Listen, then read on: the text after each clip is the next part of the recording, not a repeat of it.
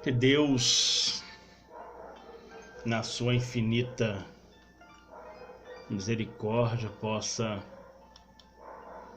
derramar o poder dele sobre a vida de vocês.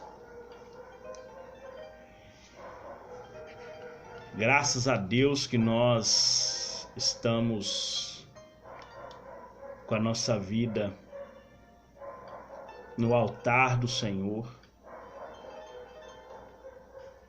e que Deus, através do seu poder,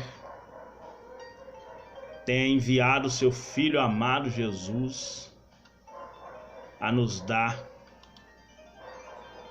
do seu amor, da sua graça. Hoje nós vamos falar sobre esperança onde não há esperança,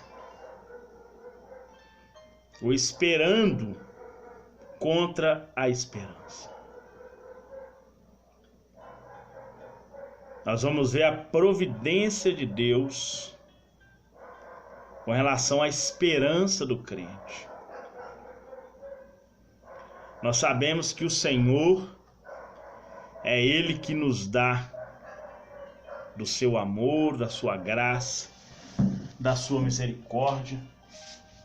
É Ele que envia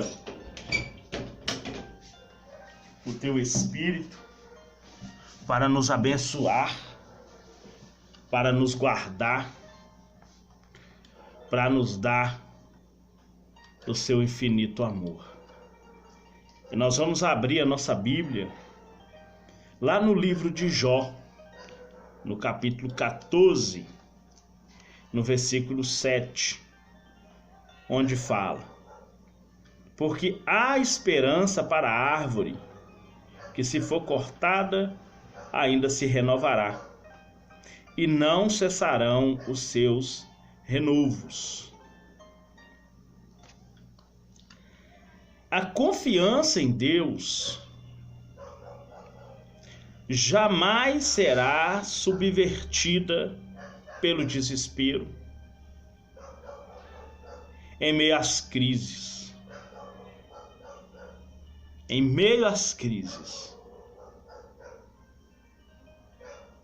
a esperança em Deus jamais será subvertido pelo desespero, porque em meio às crises brotará a esperança em Deus. Em meio às crises brotará a esperança em Deus. A esperança do crente não está no ouro, não está na prata. O crente não pode pôr as suas esperanças em coisas materiais.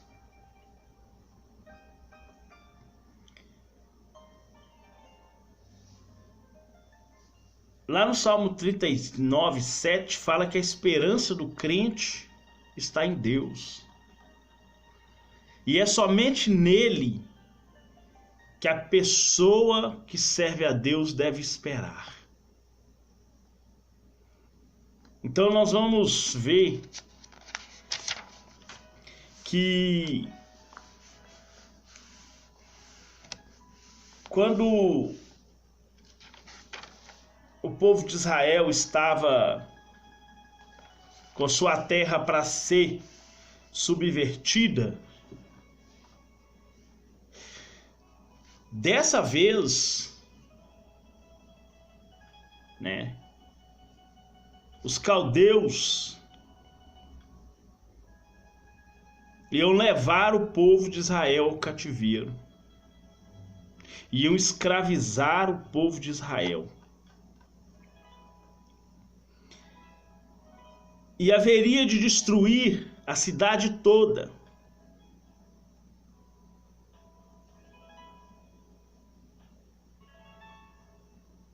E até o santo templo seria destruído. Então as tribulações dos filhos de Abraão não terminariam aí nesse momento. Seu futuro seria de apertos e estreitezas. As coisas iam ficar completamente... O povo de Israel ia ficar oprimido pelo cativeiro. Os caldeus iam oprimir muito o povo de Israel.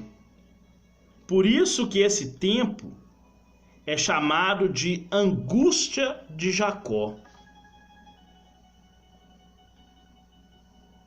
Lá no capítulo 39, no capítulo 30 de Jeremias, nós vamos ler do versículo 7 ao 11, o que Deus fala para o povo de Israel naquela época. Diz assim: porque aquele dia é tão grande que não houve outro semelhante,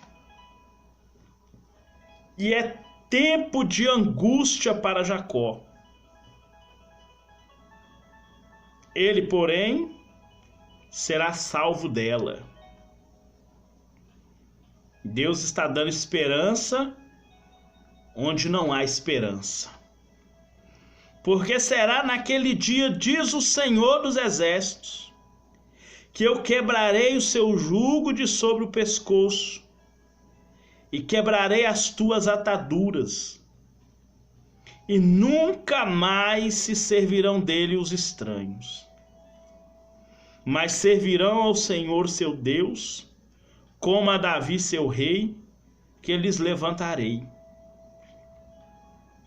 Não temas, pois tu, meu servo Jacó, diz o Senhor, nem te espantes, ó Israel, porque eis que te livrarei das terras de longe, e a tua descendência da terra do seu cativeiro, e Jacó tornará, e descansará, e ficará em sossego, e não haverá quem o atemorize, porque eu sou contigo, diz o Senhor, para te salvar. Porquanto darei fim a todas as nações entre as quais te espalhei. A ti, porém, não darei fim, mas castigar-te-ei com medida e, de todo, não te terei por inocente. Então Jeremias encontra forças nesse momento para ter esperança, porque Deus lhe mostra no porvir que olharia favoravelmente para Israel, trasladando-o de volta para a sua terra e restabelecendo como sua nação soberana. Com o profeta Jeremias aprendemos hoje a crer contra a própria esperança.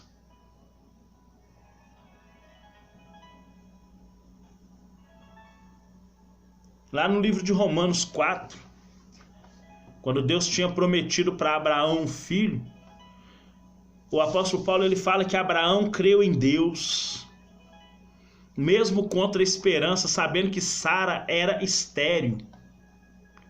E ele não atentou para o seu corpo já amortecido, nem para o amortecimento do ventre de Sara, porque já tinha quase 90 anos, mas ele foi fortalecido na fé, dando glória a Deus. Isso é esperança onde não há esperança. Onde você acha que tudo chegou ao fim, é que Deus vem e fala para você assim, ó, o seu fim é o meu começo.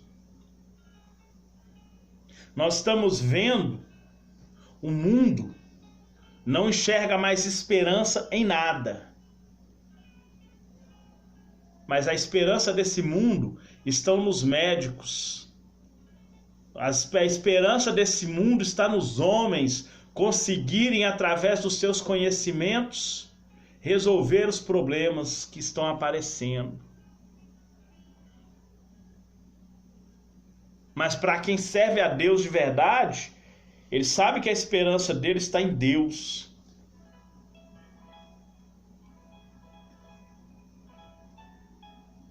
Por isso que o salmista, ele escreve: esperei com paciência pelo Senhor. Não é no Senhor, é pelo Senhor. Eu esperei por paciência, porque Ele vai ouvir o meu clamor, inclinar para mim o seu ouvido. O salmista colocou a sua esperança em Deus.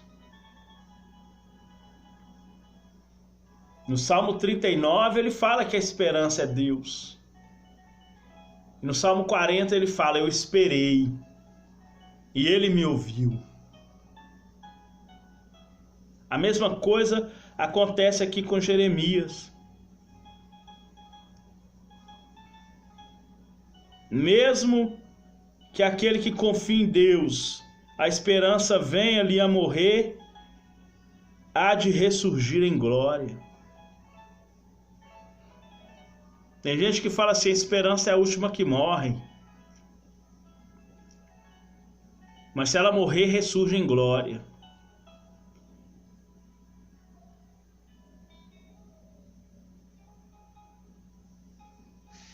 O que é esperança?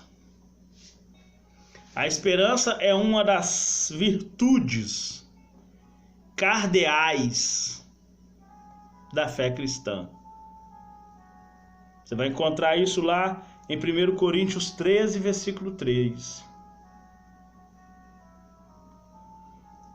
1 Coríntios 13, 13. É conhecida também como virtude teologal. De tal forma, é imprescindível que sem ela jamais lograríamos transpor os umbrais da eternidade. O apóstolo Paulo fala que se alguém vê aquilo que espera, essa esperança é inútil. Está lá no livro de Romanos 5.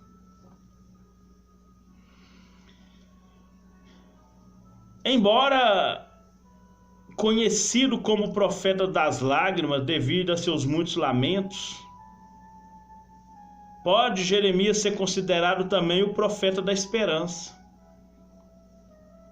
Ele tinha esperança de que Deus restaurasse seu povo. Para isso ele orava dia e noite.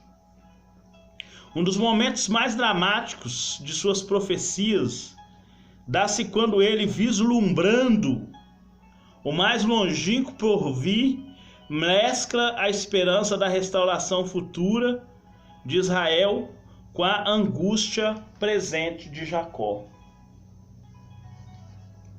Nós vimos isso aqui no capítulo 30, aonde essa angústia de Jacó é contrastada na vinda do Messias, quando todo Israel será salvo.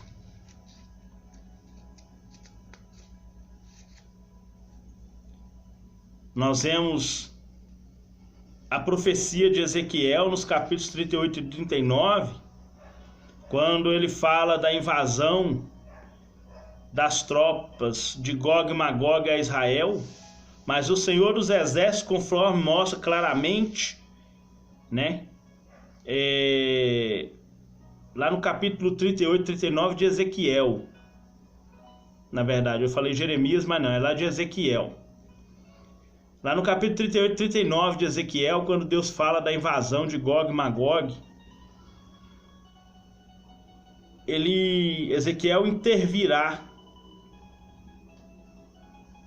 A gente vê Deus intervindo em favor do seu povo e destruindo esses exércitos que houveram levantado. Nós vemos isso também na profecia de Daniel e nas suas 70 semanas. Nós vemos Deus intervindo pelo seu povo, esperança onde não há esperança. Talvez hoje nós estamos vivendo da mesma forma. Nós vemos a intervenção de Deus também na profecia de Zacarias, no capítulo 14, no versículo 4, porque é nessa época que Israel reconhecerá que o Senhor Jesus é como Messias escolhido, quando eles estiverem vivendo lá naquela época do anticristo. Quando eles verem que o anticristo não é o Messias que eles esperam, e sim era Jesus, eles vão falar: olha que besteira que nós fizemos, crucificamos o Cristo. Esse não é o Cristo. É aonde todo Israel vai se converter ao Senhor. A esperança onde não há esperança. Hoje nós vemos que o mundo ele precisa dos cristãos orarem a Deus para que Deus venha intervir na vida do ser humano. Precisa de Deus intervir na vida do ser humano. O ser humano está vivendo em condições deploráveis. Ele está sem saber, ele está desorientado em todas as formas. Ele não tem uma direção para onde ir. Ele não tem.